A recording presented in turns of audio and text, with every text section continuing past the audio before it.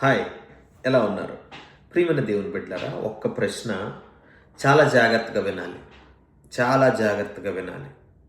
అయితే ప్రశ్న ఏంటంటే, మనిషి దేవుని పోలికలో సృష్టించబడ్డారని అంటారు కదా చాలామంది.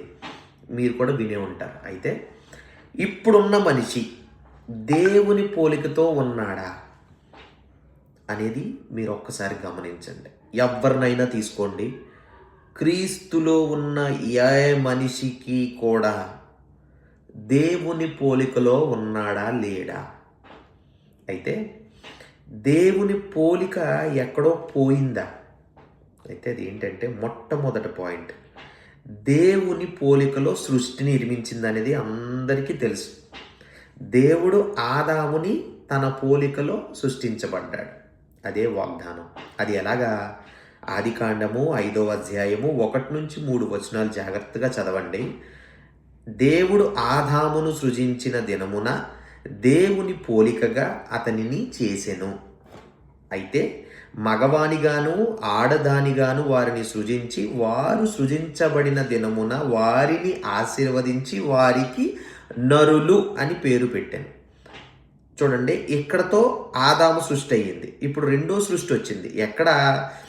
ఆదాము 130 ఏండ్లు బ్రతికి తన పోలికగా, ఆదాము పోలికగా తన స్వరూపమున కుమారుణ్ణి కని అతనికి షేతు అని పేరు పెట్టెను.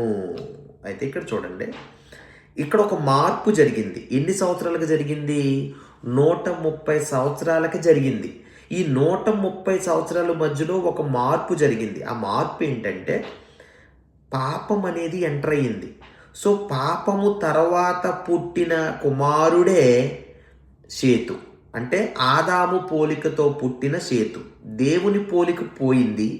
ఇప్పుడు మనిషి రూపంలో ఉన్న ఒక పోలిక ఇప్పుడు వచ్చింది. అంటే దేవుని నామాన్ని పిలిచే పోలిక మళ్ళీ ఎన్ని సంవత్సరాలకు స్టార్ట్ అయింది? 130 సంవత్సరాలకు స్టార్ట్ అయింది. అయితే ఇక్కడ షేతు వంశం ద్వారా దేవుడు వదల్లేదు. ఒక కార్యం అనేది సాగింది. అంటే దేవుని నామాన్ని పిలిచే ప్రజలు ప్రారంభమయ్యారు. ఆ పిలుపు వల్లే, ఆ పిలుపు ద్వారానే రక్షకుడు వచ్చాడు. ఆయనే షేతు వంశం ద్వారా వచ్చిన యేసుక్రీస్తు వారు. ప్రియమైన దేవుని బిడ్డారా, మనం దేవుని పోలికలో సృష్టించబడ్డాం. కానీ పాపం వల్ల ఆ పోలిక అనేది పోయింది.